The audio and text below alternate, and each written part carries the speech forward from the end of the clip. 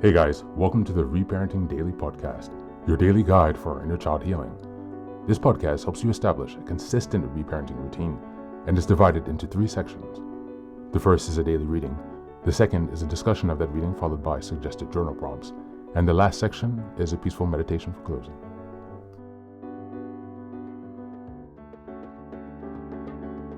Good morning, good afternoon, and good evening from whenever and wherever you're joining us. I'm so glad that you're here as we continue on this journey of self-expansion and growth. If this is your first time, welcome. Now, before we dive in, I have a few quick reminders. Please like, share, and subscribe to this podcast on Apple Podcasts, Spotify, and YouTube. Your support here helps us spread the word, allowing us to continue to grow this community. Next, I'd like to introduce our Patreon group, where we have 3 weekly meetings. On Sundays, we have a meditation meeting. On Tuesdays, we have book club meeting. And on Thursdays, we have open topic discussions. These meetings take place at 6 p.m. CEST, so Amsterdam, Paris time. For my next announcement, I'd also like to introduce the Reparenting Daily journal, which you can find on Amazon. This journal follows along with the podcast, so each weekly and monthly themes are reflected in the journal. It provides space for you to keep your notes with plenty of extra resources on each topic that we discuss. It's an excellent tool, and if you purchase it, you can join our weekly meetings for free. Just send me an email and we'll get you linked in. For the last announcement, I'd like to introduce one of my most meaningful creative projects, a 3-volume series entitled Fairy Tales for Reparenting. Now, you might be wondering, why fairy tales? Aren't those just for kids? But through my personal healing journey and in studying the work of Carl Jung, Marie-Louise von Franz, and other spiritual and psychological traditions, I've come to see fairy tales as powerful symbolic maps for transformation. They carry deep, timeless wisdom, especially for those of us doing the hard work of reparenting ourselves. The series follows the structure of the hero's journey. Volume 1 explores the wounded child, stories of loss, betrayal, and innocence. Volume 3 is about the trials of endurance, cunning, and self-discovery. And Volume 3 is the return, stories of transformation, power, and wholeness. Each story is followed by journal prompts and space to reflect on how each story connects to your own inner healing journey. These are not just tales, they're tools. They're an invitation to connect with the part of you that still believes in magic and possibility and healing. You'll find both familiar classic and lesser-known stories from cultures around the world, offering you fresh insights and inspiration on your path. All 3 volumes are now available on Amazon. Your support means so much to me, not just for this project, but for the larger mission of helping myself and others reconnect inwardly. Reparenting is like nurturing a bonsai tree. It's not fast, it's not flashy, but with care, patience, and consistency, it will transform you. Thanks so much for being here and for supporting this work, and also for committing on your personal journey of self-expansion. Now, without further ado, let's dive into today's practice. Today's reading is from The Powerfully Feeling by Pete Walker. We're continuing off from where we read yesterday in the next section. As a reminder, we're in August, and the theme this month is Healing the Inner Child. We're in week 1, August 1st to 7th, and the theme is Connecting with Your Inner Child. Talking to and for the inner child. The way I treat my inner child is the way I am going to treat my outer child. Robert Stein. We heal ourselves with self-fathering when we use our anger and blame to challenge the inner messages of shame and self-hate. Speaking up in a protective way for the inner child makes it safe enough for her to once again inhabit consciousness. You might benefit from reviewing the self-talk techniques in Chapter 7 that show us how to protect the inner child from the attacks of the inner critical parent. Toxic shame often erupts with no warning. I try to father and defend my child at such times by rejecting these echoes of my parents' shaming messages.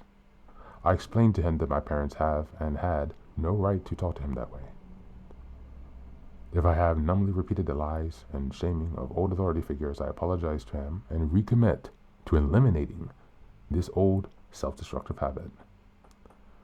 I usually supplement my self-fathering with a kind of mothering that feeds self-esteem with a positive and supportive statement. I imagine my inner child sitting on my lap or resting in my heart. I remind him that he is absolutely and eminently lovable, just as he is. And then I soothe him with the words of this nature. I love to have you near me, Pete. You are such a joy to me. I love it when you talk to me and tell me how it is for you. I want to hear everything you have to say.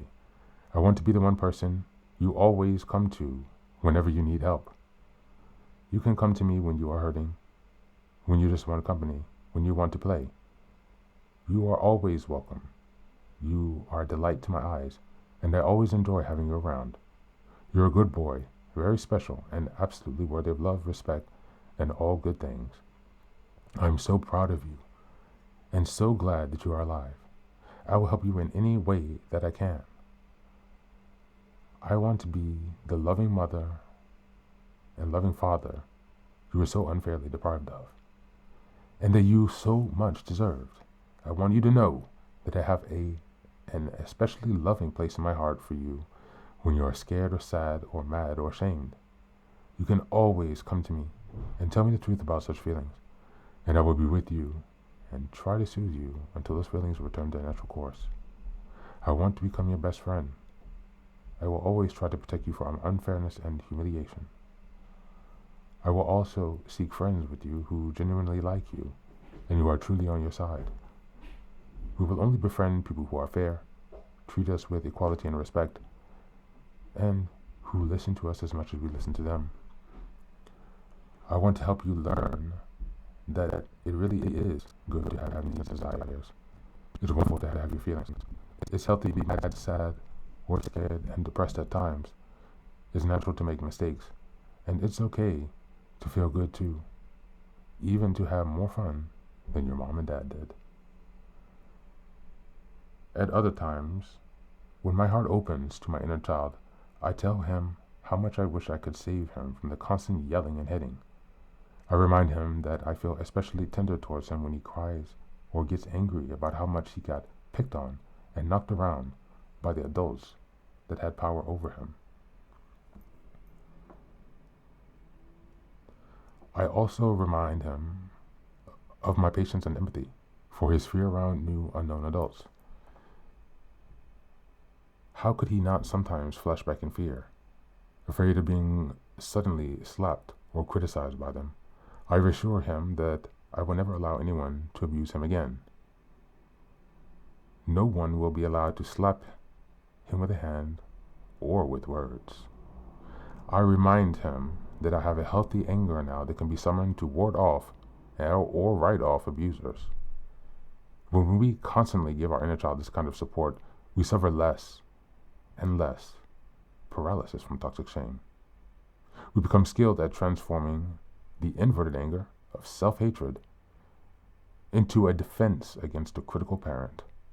Parental ruleships of our psyche gradually dissipates, and we're able to treat normal mistakes as learning experiences rather than proof of our defectiveness.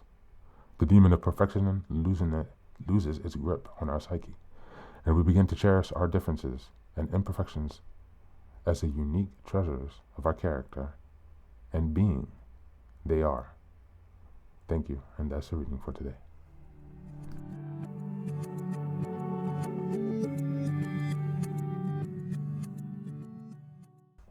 Welcome back.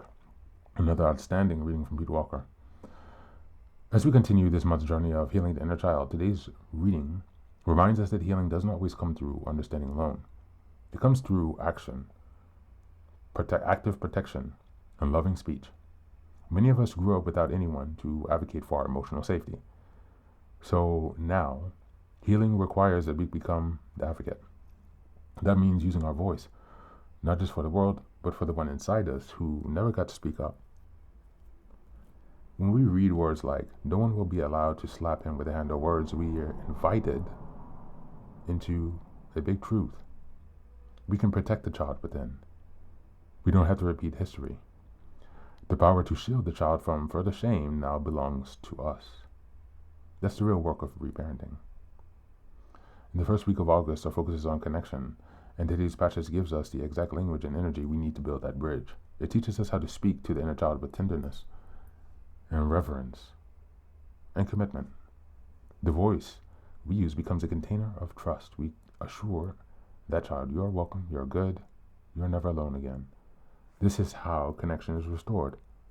Not by asking our inner child to get over it, but by letting them know we finally see them. Connection is built not only through compassion, but through protection. As the reading shows, defending the inner child from toxic shame is what gives them permission to come forward and feel safe enough to play again. Our connection deepens each time we affirm their worth and prove through action that they are loved. As we go into the journal prompts today, number one, what does my inner child need to hear from me right now? Number two, when do I feel myself slipping into shame or self-blame? And how can I respond protectively instead? And number three, what did I most need to hear or experience during childhood that I can begin offering to myself now in words and in actions? That's it for today. As always, thanks for being here. Take care of yourself, and please do be well.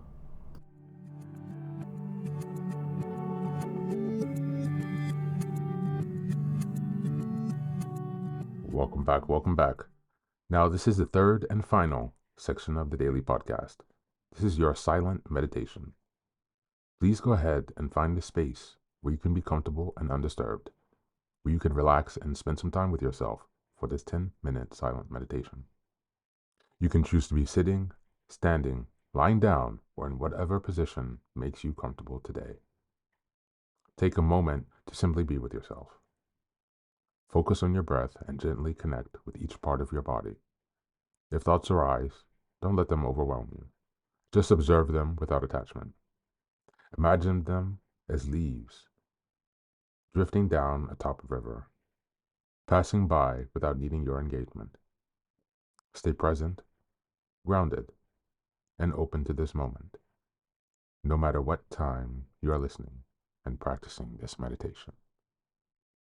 Namaste.